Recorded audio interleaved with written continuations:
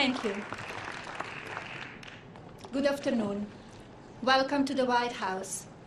As a mother and as First Lady, it concerns me that in today's fast-paced and ever-connected world, children can be less prepared to express or manage their emotions and oftentimes turn to forms of destructive or addictive behavior such as bullying, drug addiction, or even suicide.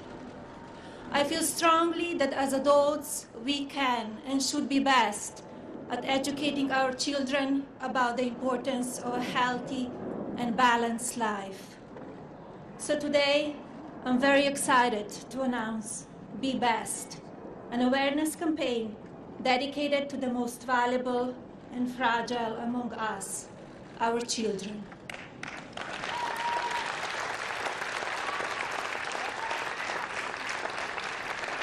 There is one goal to be best, and that is to educate children about the many issues they are facing today. If we truly listen to what our kids have to say, whether it be their concerns or ideas, adults can provide them the support and tools they need to grow up to be happy and productive adults who contribute positively to society and their global communities. At the same time, children deserve every opportunity to enjoy their innocence.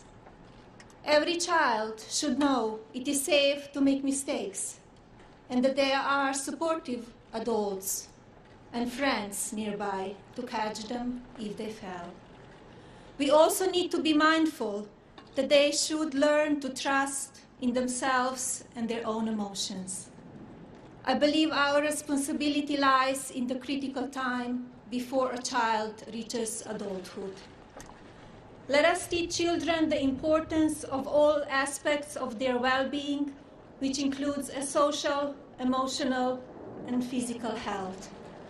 There are too many critical issues facing children today. So the three main pillars of Be Best will include well-being, social media use, and opioid abuse. Together, I believe we should strive to provide kids with the tools they need to cultivate their social and emotional health.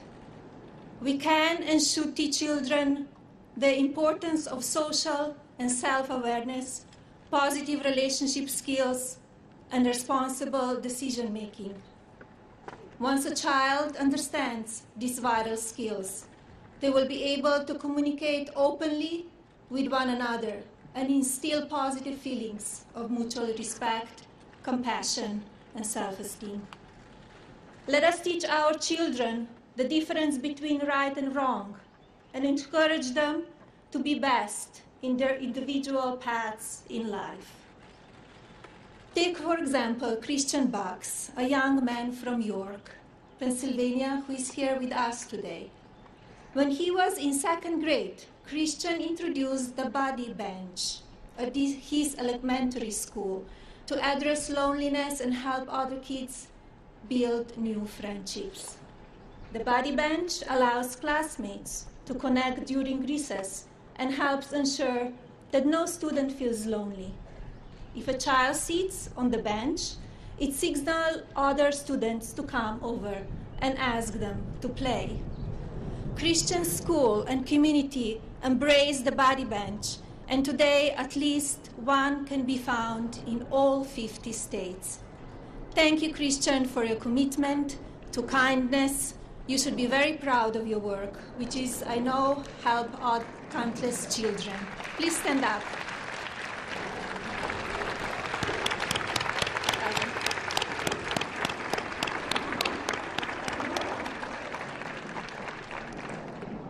I'd also like to talk about Orchard Lake Middle School in West Bloomingfield Township, Michigan. I visited the school in October as part of National Bullying Prevention Month to speak to its students about the importance of being kind. While I was there, I visited their Viking Huddle class, which focuses on social emotional learning and teaches lessons about respecting others, inclusion, and being kind. As part of Be Best, I plan to highlight ideas and programs such as Body Bench and Viking Cuddle Class, with the hope that other schools or community groups will be inspired to replace their efforts and take steps to improve the well-being of our children. We have invited some of the Viking Cuddle Class here today. Thank you all for being and taking time here with us in the White House.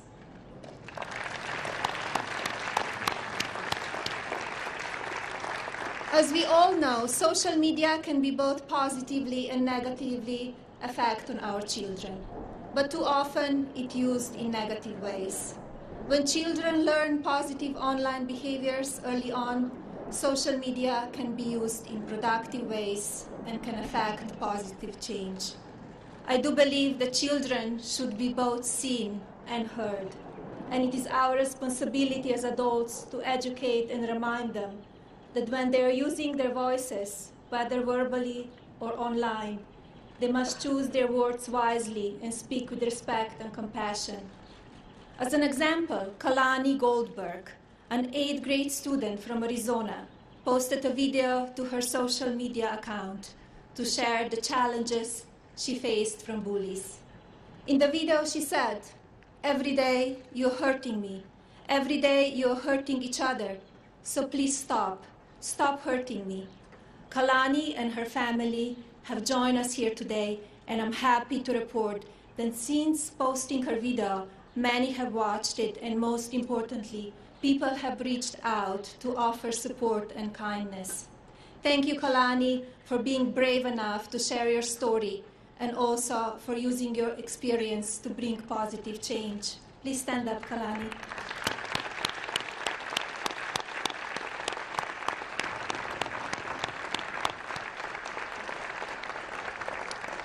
I first learned about the real consequences of our nation's opioid epidemic during my husband's campaign.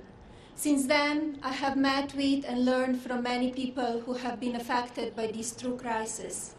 In October, I traveled to West Virginia to tour Lily's Place, the nation's first nonprofit infant recovery center. Lily's Place puts a priority on the whole family, so that infants born dependent on drugs are given the best opportunity to thrive. They have been successful in this endeavor because parents are also given the support and tools needed to recover and succeed. Lily's Place is a testament to the extraordinary work that everyday people can do when they put their mind to it. I will use Be Best to bring attention to programs such as this in order to encourage conversation and replication. In February, I went to Cincinnati Children's Hospital in Ohio, and the panel of doctors briefed me on the devastating effects that opioids are having, but also their important research on neonatal abstinence syndrome. I'm pleased to say that representatives from both Lily's Place and Cincinnati Children's Hospital are here today. Thank you. Thank you for being here, and thank you for your heroic work on behalf of children. I want to thank the many people I have met with and learned from over the past year while researching these vital topics on behalf of children. This includes the cabinet secretaries who have joined us here today, as well as representatives from Microsoft, Google, Facebook, Twitter, Snap, Amazon, National Safety Council, and so many more. I would like to thank the President, the Vice President, Karen Pence, and other members of the administration, as well as the members of Congress who are here today. I'm honored to have you all with me, and I look forward to working together on the behalf of children in the coming years. In my time as First Lady of the United States, I will make every effort to be best at championing the many successful well-being programs in existence today and teach the tools and skills for emotional, social, and psychical well-being. I will also work to shine a spotlight on the people, organizations, and programs across the country that are helping children overcome the many issues they're facing as they grow up. I will continue speaking with leaders in the technology industry about children's online habits and raising awareness around the importance of positive behaviors. I will continue to work with those who are fighting drug addiction. And most importantly, I will continue to travel and speak to children directly about both their victories and difficult realities they face. My hope is that together we can be best at helping children and families find effective ways to educate themselves and support each other. I'm asking you all to join me in providing support and guidance to our children so that we can make a real difference. How we raise and educate our children on a variety of topics will provide the blueprint for the next generation.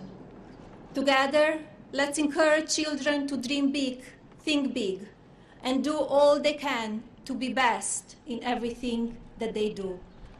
Thank you all for being here today. God bless you, your families, our children, and God bless the United States of America.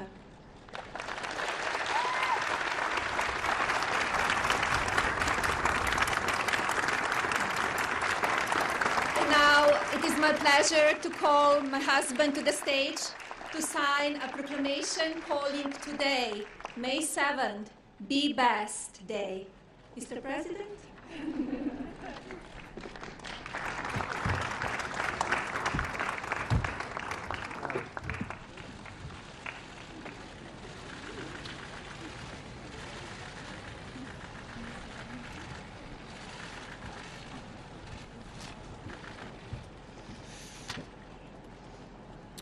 Melania, thank you very much. That was truly a beautiful and heartfelt speech. It's the way she feels, very strongly. America is truly blessed to have a First Lady who is so devoted to our country and to our children.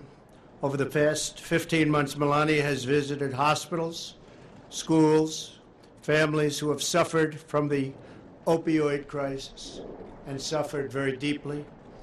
Everywhere she has gone, Americans have been touched by her sincerity, moved by her grace, and lifted by her love.